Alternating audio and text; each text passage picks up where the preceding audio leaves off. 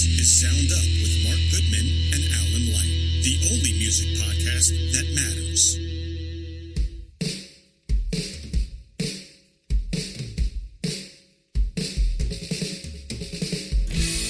Hey, it's Alan Light here. And I am producer Roger Coletti. Mark Goodman is still out, but expected to return later this week. We hope he'll be back in action next time we gather. But meantime, on this episode of Sound Up, we are talking with two-time Rock and Roll Hall of Fame inductee, as one-third of Crosby, Stills, and Nash, and as a member of the Hollies, one of rock and roll's most influential figures, and officer of the Order of the British Empire. Graham Nash joins us to talk about his latest album, Hitting the Road, and so much more. Plus, Alan and I both attended the Brooklyn screening of Stop Making Sense, which also included a Q&A session with all four members of Talking Heads, moderated by Questlove. It was a sight to see, and we will describe. We also have music news on Styx, Alicia Keys at the Tony Awards, R.E.M, and the Songwriters Hall of Fame ceremony, plus our new music picks of the week. We also have another music poll on social media asking the question, what is the perfect length for a concert? We'll discuss our thoughts and the results of the poll on the Friday episode, which we tape every Wednesday live at 5 p.m. Eastern. You can vote in the poll at Sound Up Pod on socials. Send us your thoughts either via audio message or email at connect@sounduppod.com, or join the live taping and be a part of the conversation. Go to sounduppod.com to sign up and become part of the Sound Up Pod squad. Was it Billie Eilish who just said, you got to be crazy to play a 3-hour concert? I think so. I think she's the one who said, nobody wants that. Nobody wants to sit through that. She can go vote in our poll. So she can go vote in our poll. And I was at the Talking Head screening the other night. I ran into our friend and recent guest, Jeff Slate. We were talking about the Liam Gallagher and John Squire appearance in Brooklyn. They've been holding to, I believe, a strict 55-minute set. They've been playing under an hour for those shows. So lots of different approaches Absolutely. to what you do. So go over and vote. Let us know your thoughts. Do you want the marathon? I mean, even Springsteen's not doing, 3 hours plus anymore. Our choices are 1.5 hours, 2 hours, 2.5 hours, or play till you drop. But before we start, the music industry lost a true original this past weekend. Someone who all of us here at Sound Up were friends with. Sirius XM's Outlaw Country and Willie's Roadhouse program director Jeremy Tepper passed away very suddenly this weekend. An announcement from his wife, singer and radio host Laura Cantrell, saying that he had a heart attack and passed away on Saturday at the age of 60, seemingly out of nowhere. And we were all really shook up about this. And so is a huge segment of the music business, the music community. I've known Jeremy for decades and decades, long before any of the Sirius XM stuff. But I also, you shared an office with the guy. Our offices were one away from each other. Next door. And so I would see him, when we were in the office, I would see him all the time. And he was just this force and just always so happy and always eager to talk about anything going on in music, whether it was the next cruise he was planning with Mojo Nixon and all the Outlaw Country folks, or anything Beatles going on, but he always talked with such an energy and love for music. Just what an amazing human being. Such an advocate for the music that's not mainstream. Right. Really, that whole outlaw country and by extension, the whole sort of Americana community, what he created was really the gathering place nationally for that, whether that extended into his work with Underground Garage, with Little Steven, his work with Willie Nelson and the Willie's Roadhouse team. And, I knew Jeremy before all of that stuff, really through Laura, through his wife, who was friends with basically a bunch of people in college, who I was friends with, a bunch of people sort of scattered through the music business who are around my age out of the Columbia Barnard, New York City college set. And he had his band, the world famous Blue Jays. Jeremy launched Rig Rocker Records, putting out, trucker songs and sort of identifying that as a subgenre and really kind of creating this lane. He was a writer. He was a journalist. He was the editor of the Journal of Country Music for a while, really knew his country music history, his American music history, and did that and fought for those artists for decades and decades. You mentioned his, our shared Beatles fondness. The last time I saw the guy was at that, we talked about that screening of Let It Be just a few weeks back that I did a Q&A before the event. And he was there with his daughter. We had kids around the same age as my son was graduating college. His daughter's about to be starting college. So, we were always talking a lot about our kids who were both musicians. He was there with her, still deep in the Beatles thing. And it's just, it's just such a tremendous loss, whatever will happen with, those outlets over on Sirius, but throughout the whole thing. And ironically, he did this, you mentioned the cruises. He really built these outlaw country cruises and underground garage cruises into a, real juggernaut. Mm-hmm. And of course, on this last cruise, Mojo Nixon, who was Jeremy's partner in crime in a lot of things, he suddenly passed away on the cruise. Right. There was an event last week at the Rock and Roll Hall of Fame honoring Mojo. Jeremy was out there for that. I was just seeing photos of him, at this thing celebrating Mojo Nixon and his life. And I guess, pretty immediately on his return, this is what happened to him. So just a shock for all of us, but really for the music community at large. We're really going to miss the guy. Tremendous loss. Totally going to miss him so much. And it was funny. He would always try to convince me to go on one of the cruises, and I never got a chance to do it. But he spoke so highly of them and of the fun they would have. All the bands just hanging out together in one of their rooms at the end of the night, kind of jamming and having fun. It just sounded so cool. Yeah, well, just a guy you knew you were going to, if you went to anything remotely in that Americana space in New York City, you knew you were going to see Jeremy there and, spend part of the evening hanging out with him. Absolutely. Just a staple on the scene and nationally on the scene at the cruises, at the festivals, at Willie's July 4th, which is just coming up. His reunions down at Luck, at the Americana conference in Nashville. I mean, he was at South by Southwest. Jeremy was everywhere, just championing the stuff that he loved, the artists that he loved. And it's, this one, people are going to feel the loss. Absolutely. So to, abruptly shift gears from that, and there's no good way to do it. But as we mentioned last week, two of the great rock and roll bands of all time, who were, I don't want to say estranged in both cases, but had not been together in a long time, came together, shared a stage in New York City on Thursday night in two different places, while R.E.M. gathered to be honored Thursday night at the Songwriters Hall of Fame. Roger, you and I were in Brooklyn at the King's Theater to watch a screening of the restored Stop Making Sense with newly cleaned up video and the new audio mix that Jerry Harrison oversaw. And not only was this an event at a big actual venue and, not a movie theater, but a concert space, it was also followed by a Q&A with all four members of Talking Heads. They've been doing a few of these over the last several months as the 40th anniversary of Stop Making Sense is upon us. So the last time that I saw those four on a stage together was in 1983 in Oxford, Ohio, at the stop on the Speaking in Tongues tour that became filmed as Stop Making Sense. So it's more than 40 years since I've seen the four of them in a space together. It's funny. We went to see a screening of Stop Making Sense a few months back. Yeah. And it seems ever since this thing has come out, even from when it came out originally, the star of this film has been the visuals. It has been how it is shot, how different it is from any other documentary, from any other concert film. But what I took away from this Brooklyn screening was that the star for me clearly was this mix. I was hearing a film in a way I've never heard one before. The sound sounded like it was coming from everywhere. You heard every instrument, every hit, every note, every vocal, equally as clear as the next. And that mixed with the mix of the audience from the film and this live audience surrounding you in a concert space was incredible. It really was something that I could not have imagined would have been that compelling. Yeah, I think hearing this mix through, again, a theater sound system, not a movie sound system, really, and I've seen Stop Making Sense 1,000 times. And as you said, we just saw it a couple of months ago. You and I went to this re-release of the, this new cleaned up version of the print. But hearing stuff, particularly like some of the keyboard parts, some of the stuff that is buried deeper in the mix, but that you could really hear, that was the revelation from this event.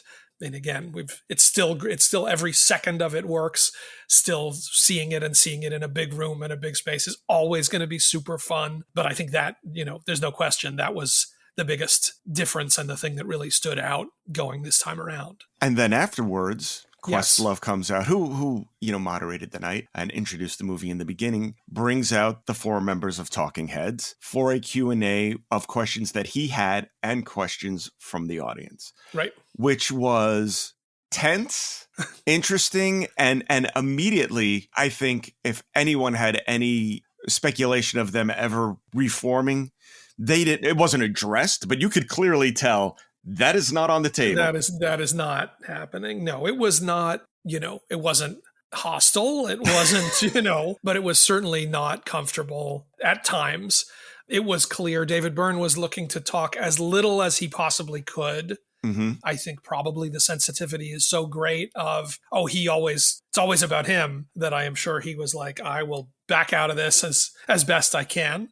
So, a lot of the technical sort of questions really were handled by Jerry Harrison, who oversaw this restoration and this new mix, and who seems to sort of be Switzerland within the band. It's interesting to me, the other Q&As that they've done, I don't know if they've made a point or if this is just what happens, that Jerry sits in between David and Chris and Tina. And that didn't happen here. He was on one end, David and Tina were next to each other, and clearly that's where the friction is between David and Chris and Tina as a unit. Mm-hmm. And it was interesting, to note that they didn't use him as a buffer. Right. They didn't use Jerry as a buffer in the way that they have right. at some of the others. Having been in several bands, I was thinking about it over the weekend and I was like, have they gotten to that point where this is how they are together? Or is that just how they are? Like, were they always like that? Because a lot of bands can do it, can get to the studio, can Yes. make albums, can tour, but don't necessarily get along. Right. And a lot of times creatively, that can be productive. Right. If you have different perspectives represented, if there is, some tension and pull to do different things, then as long as that's sort of listened to and respected, that can be, good things can come out of that. So yeah, you're right. I don't know if that's something that happened along the way or after the fact. It's interesting that some of the questions, particularly some of the audience questions, were clearly they weren't thinking in terms of like band diplomacy. No. The fact that there was a question about working with Brian Eno, because if you know the Talking Head story, you know that was a source of tension for that band. I mean, I think it was Tina's quote at some point that was like, David Byrne and Brian Eno and David Bowie are like 3 old men sitting on a park bench, like trying to impress each other and gossiping about everybody else. Like that, what became the David Byrne, Brian Eno axis was something that tipped the power balance in that band in a lot of ways. And so you could see, the first response was like, well, Eno didn't work on Speaking in Tongues, which is most of what we were playing in the Stop Making Sense set. So kind of, I don't know why you're asking that. Those are, obviously still hot buttons. As we were talking about over the weekend, Roger, when I forget what came out, somebody asked about music that Tina listened to growing up. Mm-hmm. And she took that and talked about some of that, but then talked about how David had come to her when he was writing Psycho Killer and sort of asked her, what would you put, here or here? And the yeah came from her listening to French music, the sort of French, swingy music of the 60s. She went through this whole story about her contributions to Psycho Killer. David Byrne said nothing. No. And she even said, right, David? And he just kind of sat there. Awkward interview aside, a spectacular, showing of that film. Yeah, great to go. Great to see it again in that setting, and great and to see the 4 of them. I mean, I know that they did get back together for their Hall of Fame induction. That is the last time. But other than that, they didn't tour the last 2 or 3 albums. That tour that's documented in Stop Making Sense is the last tour that they did. So they really other than the Hall of Fame for a small audience, not including me because I actually wasn't there that year, they haven't been on a stage together in 40 years. So whatever comes out of that, it is still something to witness. Absolutely. I am curious. I know that some of our listeners went to some of the other screenings on the West Coast, right, particularly, and would love to hear if what we're describing is what it felt like for the ones that you went to. If you want to drop us a line at connect@sounduppod.com for, to compare notes on the Q&As that you saw, and if they had the same weird friction that we felt or not, please let us know. And did they rearrange the seating arrangement? And did they, well, I know that I know that it was a different seating arrangement, at least at some of those, because it was noted that there was some strategy involved. So, all right, we're going to break for a second here, and when we come back, we've got some music news, and then later on, it's our conversation with two-time Rock and Roll Hall of Famer Graham Nash. More Sound Up coming right up.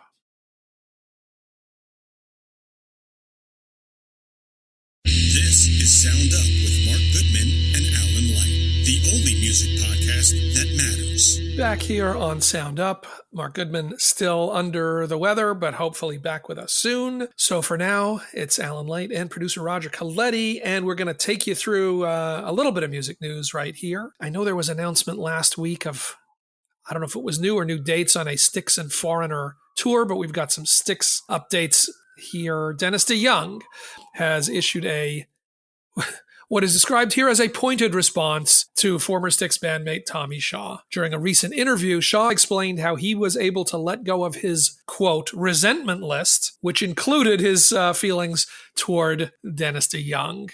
The guitarist claimed he had no hard feelings toward the band's former singer and that he is honored to play the DeYoung penned song The Best of Times during Styx's shows. In a message posted on Facebook, DeYoung responded by saying, quote, a quarter of a century after the fact, Tommy Shaw has an epiphany.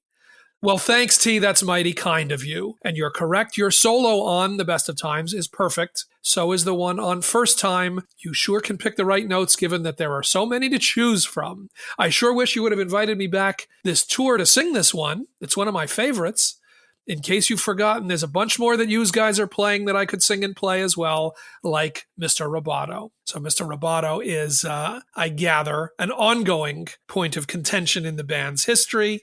The whole Paradise Theater album. I mean, there's so much. DeYoung was fired from Styx in 1999, and for many years the band refused to play Mr. Roboto in concert. In 2018, they put it back in their set list. Continuing, Dennis DeYoung wrote, I know you've been playing Mr. Roboto as an encore. You also had very kind words for that one. No need for you to come up with any songs about robots. They got that one in your arsenal, don't you know? So he went on to say, you know you were there adding the vocoder to the song. It was you and me and JY singing in Japanese that JY's friends' parents came up with, and man, we had fun doing that one. We wanted it to sound like Machines had recorded it, which even dictated the way John played his drums. The song was our way of saying, here come the machines. It does an old guy's heart to know that my ballads and my one foray into techno are still loved by so many of our fans. Think of me each night when the audience goes nuts over Roboto and when they get all weepy over The Best of Times. And I know they will because I've seen it myself countless times these past 25 years. It's like a whole show of bands not getting along. Yeah, I know. Is it just that I'm not a Styx guy that this one seems really kind of extra boring? No, yeah, it's because you're not a Styx guy. I mean, it just feels like, how many times do you go round and round on this? Well, I mean, how many times does every band who their original lead singer is not in go round and round, you know? I mean, it's just something, and this is a band that would be great if there was a documentary out to go through all of this and the animosity and the breakup and why, because they're a great band, you know, and it's a shame that they can't just get it together and go tour and just celebrate the music. Is that so hard, people? You got Styx and Foreigner out through the summer. This ongoing disrepair, Foreigner down to an original member sometimes. Right. Not most times. Not most times. This is where we're at. Yep. So, all right. A reunion of a different sort. The Tony Awards were on Sunday night. And first should probably mention that Stereophonic, they say is loosely based on, but I would say is closely based on the story of Fleetwood Mac and the Making of Rumors. Another happy band. Was the big winner of the night, taking home 5 awards, including Best Play. Best Play of the Year for a story that already happened 49 years ago. But for some reason worked really well on Broadway, but didn't work in that whole Daisy Jones kind of Some thing. would argue that it did. I guess. And Daisy Jones, I would argue, okay, legitimately loosely based on the Rumor story and acknowledging that, whereas Stereophonic, much more precisely based and not acknowledging it. Right. So there. In the meantime, the play that had gotten the most nominations for a musical was Hell's Kitchen, the Alicia Keys musical. We had some of our listeners review that last week when they went to see it. And there was a performance of course, Empire State of Mind featuring Jay-Z and Alicia Keys as part of the Tony Awards last night. The moments that Jay-Z chooses to come back to the stage is an interesting list at this point. So, well, he hasn't toured in a minute. Not since the co-headline with his wife tour. Right. So Alicia Keys was wheeled out on stage playing piano, started the song, traded verses with Malaya Joy Moon, who was, I believe, won the Tony, stars in the musical, loosely based on Keys' life growing up in New York. Alicia threw her fist in the air and got the crowd singing before throwing it over to Jay-Z. Had to do something crazy, Keys yelled. It's my hometown. Jay-Z appeared on a video screen, standing on the stairs in one of the theater's lobbies, doing his rhymes before Keys joined him out on the steps. Jay-Z did not take the stage with the rest of the cast, stayed out in the lobby on the stairs, and was shown in a video screen on the stage above. They have performed this song together multiple times since its release in 2009. That song is 15 years old, people. All right, but why is he out? Was he waiting for an Uber? Like, why not? I gotta get out of here on quick. The stage. You came all the way there, and I'm just going to do this from the lobby. That was the big moment. Lots of music at the Tony Awards. And I will say, for whatever my issues with the stereophonic script and story, the performances are fantastic, including making a set of actors who were not musicians perform songs as a band and really feel like a band performing. I mean, the performances are tremendous. Being stuck in a studio together, all of that stuff is very, very impressive in stereophonic. And the stereophonic band performed last night in the Tony and are great. And finally, as we noted, Talking Heads were not the only reunion that happened in New York City last Thursday night. After much speculation, and even after saying that they weren't going to do it, the members of R.E.M., honored at the Songwriters Hall of Fame, did perform a little unplugged version of Losing My Religion, their first appearance on a stage together in a dozen years or so. The same day that an interview that they all did together for CBS This Morning ran, and they said, no way are we going to perform together again. It would never be good enough. Well, a few hours later. Well, I think they were really referring to going out on tour. Yes, clearly so. But still, it was sort of like everybody was like, okay, so they're not going to play tonight at the thing. Fine. We don't have to worry about that. And then they did. Well, that makes it much more of a surprise and way cooler. Much more of an event. And I got us, the Songwriters Hall of Fame is always a really fun event. Right. Because it's not televised. It's not really that open to sort of the public. It feels like sort of a reunion. And people are really honored to be honored for their songwriting. It's, given a certain level of respect and a real sense of celebration that, cool stuff happens, including at this one, Dean Pitchford went in, who among others, who wrote Fame, but also wrote Footloose. So the Bacon brothers performed Footloose, and Kevin Bacon got to do some of that dancing up there. Steely Dan were honored, and Trey Anastasio from Phish played Kid Charlemagne and Reelin' in the Years. SZA performed. She was honored with the Rising Star Award. Hillary Lindsey was honored. Carrie Underwood sang Jesus Take the Wheel. Missy Elliott inducted Timbaland. And Jason Isbell was the inductor for R.E.M. So it really is an all-star thing, and it really is kind of an emotional event in a way that different from the Grammys, different from, other award shows.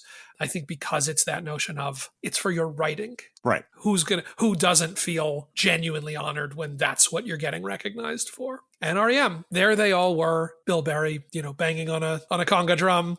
But all good feelings all around that CBS interview with our friend Anthony Mason. I do think, unlike the Talking Heads members, the R.E.M. guys genuinely do seem to still actually get along, actually show up in different combinations for stuff, and everybody walks away happy. Yep. So, all right. So that's a quick look at our music news for the day. And when we come back after this break, it'll be our conversation with the great Graham Nash. Don't go anywhere.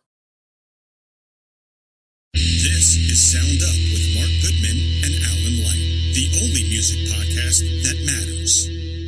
Welcome back to Sound Up, where we are delighted to be joined by genuine rock and roll royalty, two-time inductee into the Rock and Roll Hall of Fame with the Hollies and with Crosby, Stills and Nash.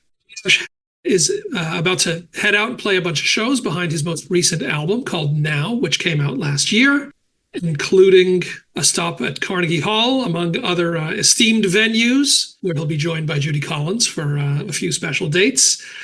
Graham, welcome. It's great to see you. We run into each other at our favorite restaurant downtown on the regular basis, but nice to see you on a formal, more official basis. There's the album to talk about. There's the tour. There's many things going on, but I did want to ask about another recent visit to Carnegie Hall, because earlier this spring, as part of this annual benefit that Michael Dorf does every year, paying tribute to a different artist, this year there was a tribute to the music of Crosby, Stills and Nash. And you showed up and joined in on a couple of songs. And I wanted to ask about the experience of, showing up at a tribute to yourself and how that feels and what you noticed seeing a bunch of other and younger artists playing the band's songs. It was a remarkable experience, particularly at Carnegie Hall. A lot of people that really loved the music of Crosby, Stills and Nash. Grace Potter sang beautifully. Todd Rundgren was great.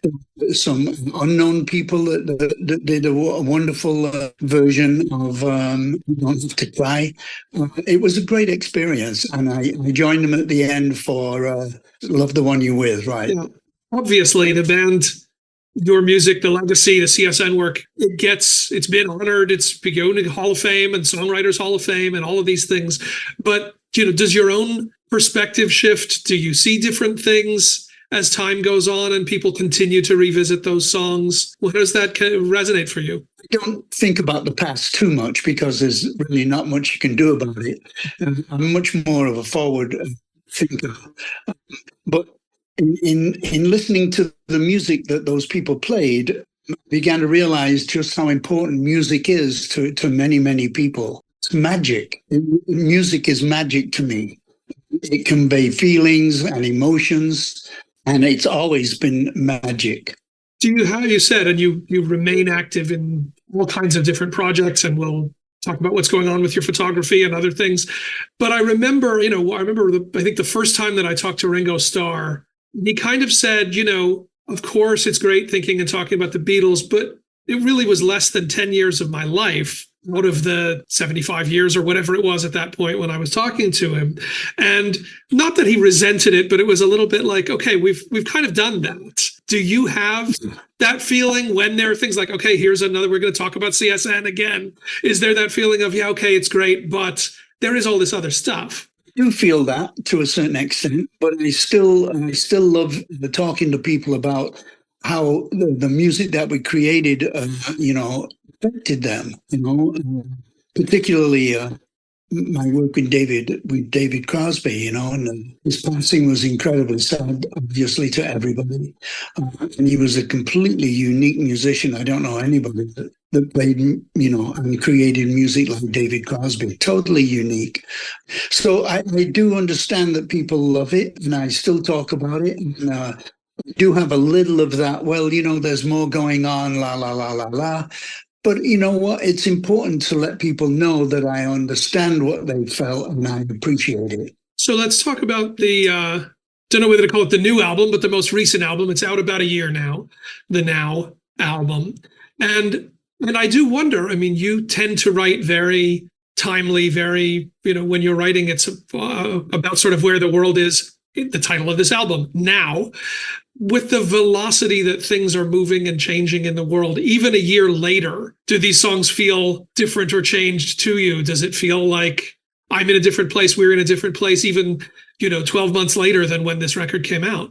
I try and write music that unfolds as it gets played, the longer it gets played. And songs like Golden Idol and Stars and Stripes, where I speak about the Republicans and I speak about Trump, his destruction of the very truth of what's going on.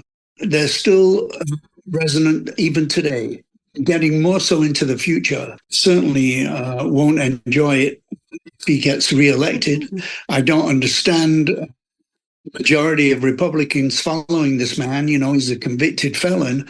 And I keep wondering what hold he has over them. What is it about? I mean, everybody knows what kind of a man he is. He's not very good as a man. He's not very nice as a person. He's vindictive. He's already told us that, retribution will be part of his agenda if he ever gets back into the White House. There was a meeting, I think, yesterday with a group that Trump had with a group of top level corporations, and they said that he meandered and wandered all over the place, talking, and they came away. They started by thinking that maybe we can go with this guy. And after that meeting yesterday, they said, I don't think so. Let's hope that as more gets seen more publicly, that people can see through to truth. But you, as for you to address this stuff in your work is not new. Maybe ironically or maybe not, we're looking at a Democratic convention happening in Chicago over the summer, and of course, you chronicled the 1968 convention in your Chicago song, where more than 50 years ago. What's the right way for you to speak about and address and write about those things in the music? How do you look at tackling those kinds of things in a way that's going to make an impact? I'm trying to let people understand just how much Biden has accomplished in his time as president. I mean, so many things that he's done that tried to help normal people. I don't think that Trump has ever voiced a choice of projects that he wants to do to make the world a better place for people. He hasn't done that. All he's done is complain about this is fixed and that's rigged and this is rigged. And, he thought that his conviction on 34 felony counts would only improve his image. I think it's an incredibly stupid way of thinking. And so I'm trying to figure out how to voice my opinion that Biden has done so much for the American people and Trump has done absolutely nothing. But taking that on, it's one thing to talk about that. You have the platform of doing interviews. You have the platform of, saying that, talking to me straight on. Is there a way to communicate those kinds of ideas in the songs, in the writing? Or is it just these are things you can say on stage? For you, how does that work together? Once I get an idea in my mind about what I want to speak about, I let my subconscious guide the way that I'm thinking. It's what happened with a song called Golden Idols and Stars and Stripes. It's brewing back here in the back of my mind. Once I find a title, I'm off and running. What do I want to say with this title of this song? So if that comes to me, I'll be off and running writing again. I haven't done it yet, but it's brewing in the back of my mind. Believe me. You're going again, starting in August and going, at least as of now, right up to the sort of the eve of the election. I think you have dates through till end of October. How do you find this material is sitting with your catalog and putting a set together, and how does it sort of speak to each other, addressing some of this stuff from 50, 60 years ago and addressing it today? What does that add up to in a set? I understand what people want to hear. When they pay good money to come and see me, I want to please them immensely. I want to play those songs. I want to play Chicago. I want to play, Military Madness. I want to play those songs, and I'm doing it right now with it's not a band, but there'll be four of us on stage. Adam Minkoff on guitar. Adam is an incredible musician. On a couple of songs, he's playing drums and bass and singing at the same time. That's the kind of a musician he is. Another man is Zach Janikian, plays everything from mandolin to saxophone. And of course, my dear friend Todd Caldwell on keyboards. So we're having a fabulous time. We actually do find the cost of freedom in three-part harmony. And people are just loving what's happening now. And I'm really looking forward to the August tour. Before fully leaving the Now album, I did want to ask, Alan Clark appears on one of these songs, and how it came to pass and what it was like for you to go all the way back to the Hollies days and sing with Alan again. Alan and I didn't speak for many years after I left. And I understood why, But he called me one day and he said, "Hey, I found my voice. He lost his voice. He couldn't sing those high parts anymore. And that's one of the reasons why he left the Hollies." Then he called me and he said that he'd found his voice again and he wanted to do an album. I said, "Fine. Any help I can give you?" He says, "Well, I've got a couple of songs. Can I send them to you?" I said, "Sure, send them to me." And he did. And I liked him and I put my voice on there and sent him back. And what does he do? He sends me another 10 songs. So on his album, I'm probably on 80% of it. And on my album, he sings "Buddy's Back" with me, which is with the Hollies, for God's sake, And "Buddy's Back" was a very simple, almost acoustic song that I sent Alan and he loved it and he put his voice on. So on my album, I sing the lead and he joins me in the choruses. On his album, he sings the lead and I join him on the choruses. I was kind of stunned when I looked back and realized it was 7 years between now and the previous studio album from you, because I remember doing an event with you when that album came out, and it certainly doesn't seem like it was that many years ago, but this is what happens. Those were some eventful years with, lockdowns, pandemics, Yes. wars and rumors of wars, everything that was there. How, are you somebody, do you write all the time? Are you processing that stuff as it goes, or do you, does it sort of come in a wave? Yes, I am processing everything all the time. I keep thinking, and my usual way of dealing with an album is when I get 3 or 4 songs that are completed and I like enough personally to be able to play them for somebody else, I know that I've got an album happening. And I'm still writing, and I'm still commenting on a lot of things that are happening today. I know that Biden is losing a lot of young people because of the war in Gaza with Israel. To me, and I must confess that to me, I believe it's genocide. I think that the Israeli people have a right to defend themselves, but over 36,000 innocent Palestinians have been killed in this war. Unless Biden changes his mind, he's going to lose a lot of young people.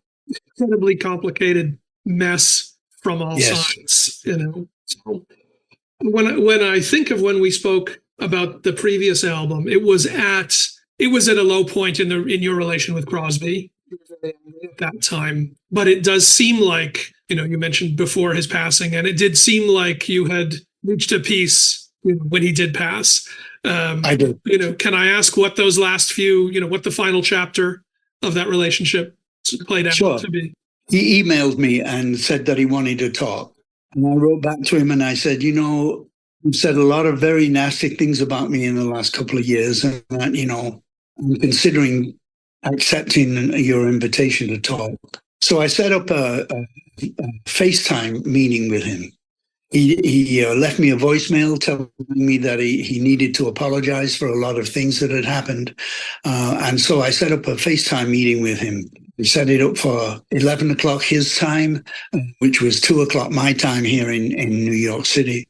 And he never responded to that.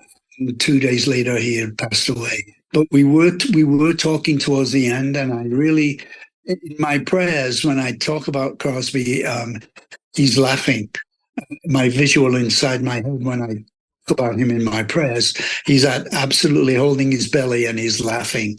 And I feel that we managed to get together, as much as we could at the very end. Feeling some resolution, so some way gratifying, calming to move forward, for sure. Much so. Yeah. I made a lot of really fine music with David, I have many, many stories about Crosby, but, he was unique. At the top, a few of these dates that you're doing in the fall, another fellow traveler of the era joining you. You're doing some of these shows with Judy Collins. Yes, I am. Which also takes us back to beginnings of CSN days. What is that? How did that come together? And how do you feel about going and sharing a bill with her for some of the tour? After Stephen had finished his tour with Judy, she emailed me. She said, my managers tell me that I should do the same with you. And I thought, well, I'm kind of on my own here, and I've got a lot of music to make. But sure, let's try a couple of shows. And so me and Adam Minkoff and Zach Janickian are now trying to figure out, do we really want to try Sweet Judy Blue Eyes with her sitting there? And we gave it a couple of shots. Actually, it sounds incredibly well. And I'm not trying to recreate the Crosby, Stills and Nash version of it, but these two guys sing great with me, and it's a great 3-part harmony. And maybe when maybe an encore where she comes out and sings it with us would be just incredibly circular in terms of, my first picture of her that I have in my book of her kissing Stephen on the cheek was taken in 1969. If you do the math, it goes back a ways, though I'm sure it doesn't feel like it goes back quite that far. No, it truly doesn't. I can't recognize myself when I look in the mirror, of course, because I feel inside that I'm still 30 years old, and I have a tremendous amount of passion about making music. I have a tremendous amount of energy. I feel incredibly healthy, but I might drop dead in the middle of this interview. Who knows? But I take every day and try and make it the best I can. Speaking of the energy for music, we realized talking before the show that we spoke to Mike Campbell, who spoke about having you come and contribute to their projects. I enjoyed doing that. Yeah. What do those collaborations, when you drop in on those sessions, what does that do for you? It makes me feel that I'm worth something. We all have our times when we question ourselves, and I don't think I'm a great singer. I think I'm a great harmony singer. I don't particularly like my voice, but what I am good at is trying to singlify the music. By that I mean, Mike called me and he said, "Look, I've got this track and my main voice. What could you add to it?" So I 3-partied the choruses, and I came in second single, and that's the thing he loved. And right now I'm working on a project with where me and David sang with an incredible amount of people. With Paul Simon and with James Taylor and with Kenny Loggins, and it's all these background songs that me and David sang on with all these famous people. And right now I have about 20 of them, and I'm trying to figure out which 12 to put on the album and in what order. Those are all things that have come out, or those are things that... These are the things that have come out. Yeah. I mean, it's like Mexico with James Taylor. It's fantastic, but it's only James and me and David. Got to My Eyes with Jackson Browne. It's just Jackson and me and David. Love the One You're With is Stephen, me and David.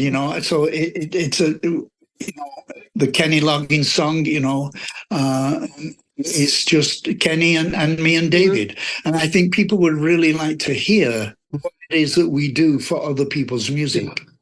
And not one of those people has ever paid us a penny. History will validate it, I suppose. I'm going to let you go in a second, but I do have to ask. I know the last time I saw you, we did a thing at the 92nd Street Y around your most recent photography book.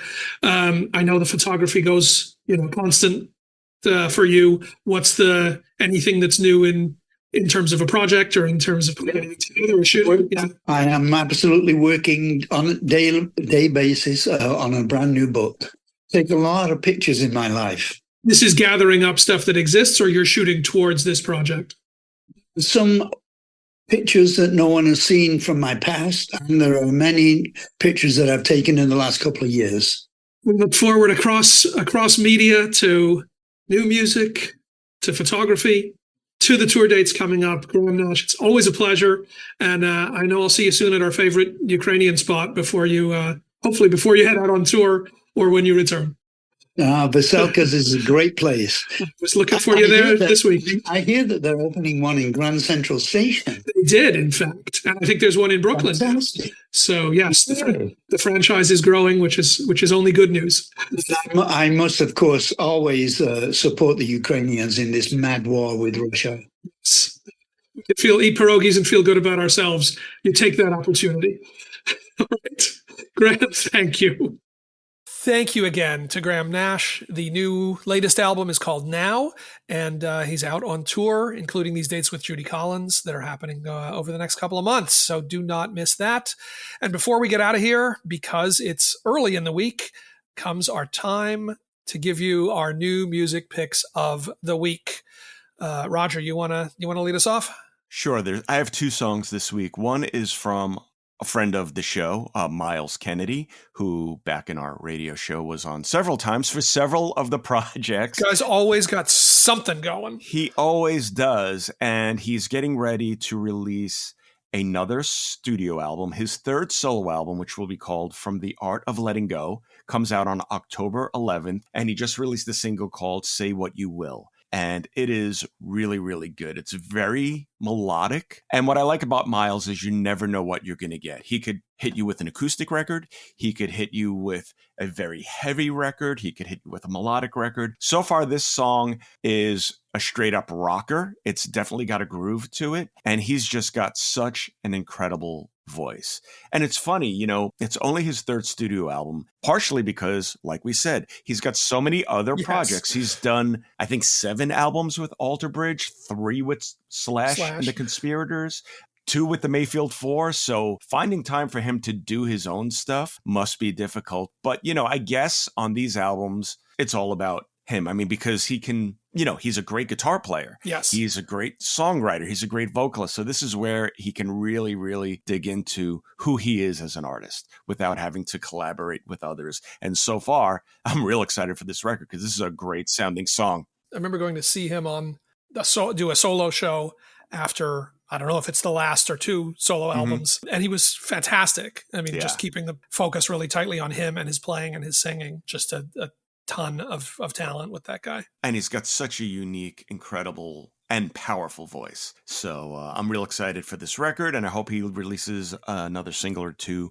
before the October 11th release of From the Art of Letting Go. And the second song, returning one of my all-time favorites, and I know one of yours too, LL Cool J dropped a song from his forthcoming album called The Force, which I don't think has a release date yet, but it's been an album he's been talking about for a minute. He released a song called Saturday Night Special, which features Rick Ross and Fat Joe. And LL's one of the few hip-hop artists who has really been able to bob and weave through straight-up, hard-hitting, fast-paced rap songs and these slower, more melodic, and even love ballad raps. Like, he's like the only one who's really consistently been able to pull that off. All the way back to I Need Love was really the first time there was such a thing as a hip hop ballad. And this one, I don't know if you've heard it, is kind of like a mid-tempo. It's kind of like in the middle, but it's really, really good. And he said in a couple interviews that he really worked hard on perfecting the lyrics and getting better at writing rhymes and raps for this project. And it shows. It's a really strong song. I have no idea how much audience there is out there for a, middle-aged LL Cool J, but he is somebody who every time he goes back to it, whether on stage or whether he puts stuff out, like, as much as you don't even think of him as an MC, you think of him as whatever, as an actor, as a celebrity, as hosting the Grammys, as, all the other stuff. When he turns it on, he can still really bring it. Yeah.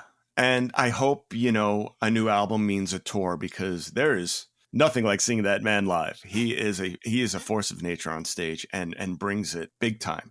So excited to hear more from this record and to hear if he's got more collabs. But so far, I'm liking what I hear. All right.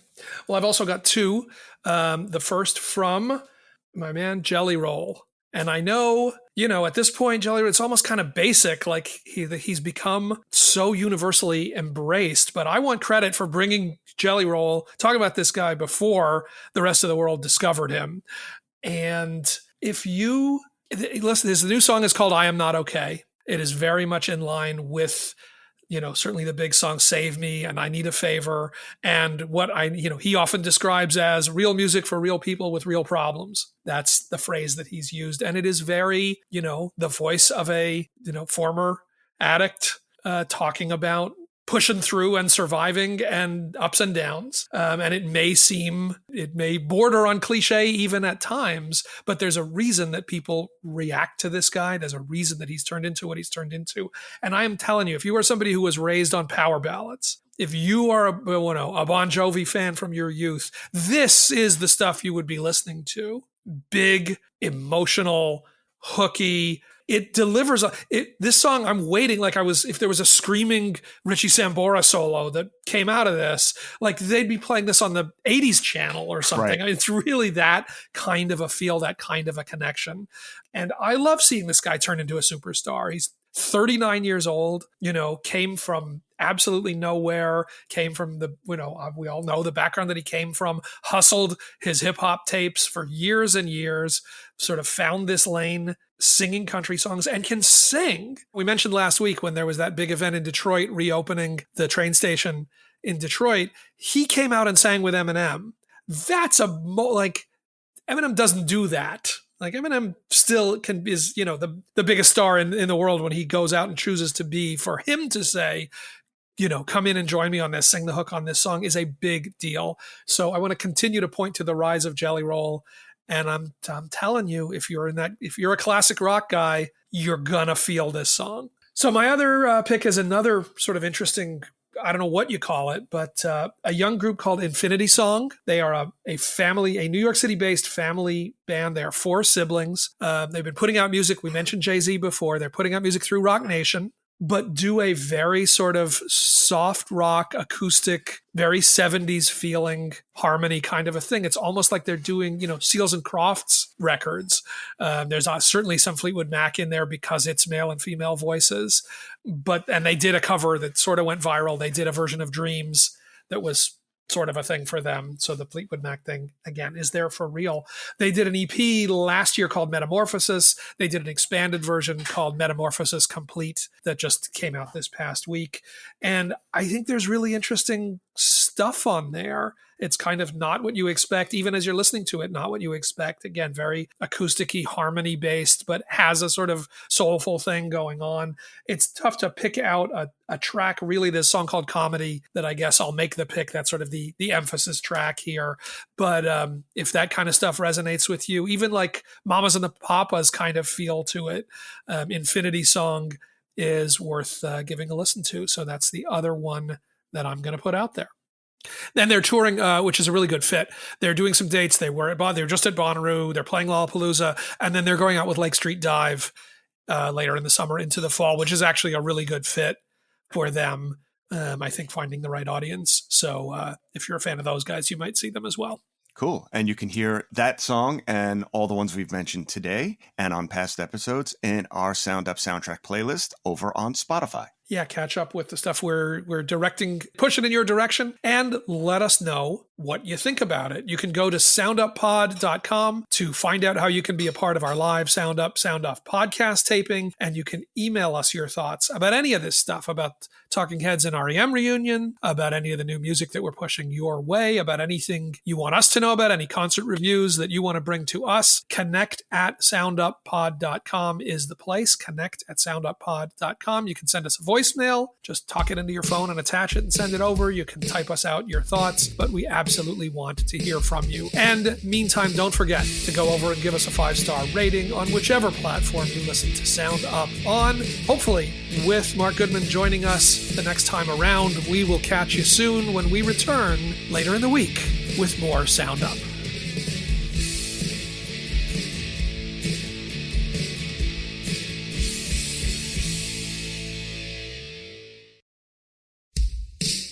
Sound Up is hosted by Mark Goodman and Alan Light, produced by Roger Coletti, distributed by Revolver Podcasts. Get Sound Up on Pandora Podcasts, Spotify, Apple Podcasts, or wherever you get your podcasts.